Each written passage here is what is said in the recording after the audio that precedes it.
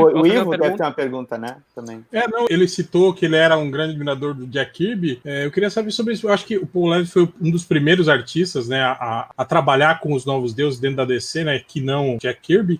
Eu queria saber como foi essa experiência para ele, se ele sentiu, né, se sentiu pressionado, né, por estar mexendo com algo que é tão icônico e que hoje é uma das pedras fundamentais de toda a mitologia, né, dos heróis da DC Comics.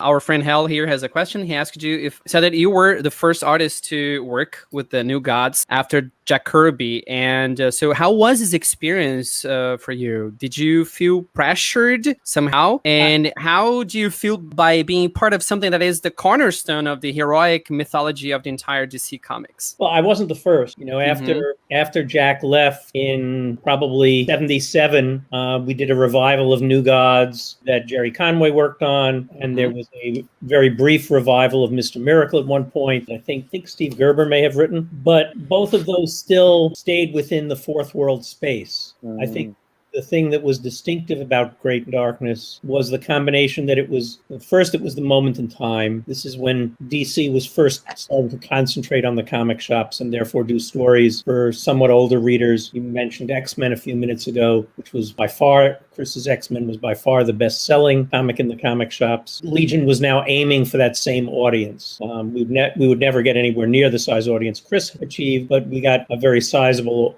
audience for DC at that point. Yeah. So that was one piece of it. The second was it was the first time since Jack's work that the characters were being connected with the mainstream DC universe. The other continuations of New Gods had sort of been very self-contained within the fourth world. And the third was maybe we just did it better. Maybe, you know, both Keith and I were enormous fans of the fourth world, of Jack's work overall. I was friendly with Jack, and somehow we managed to conjure something resembling the kind of spirit he might have had on. It wasn't a very specifically Kirby-esque story, I don't think. Yeah.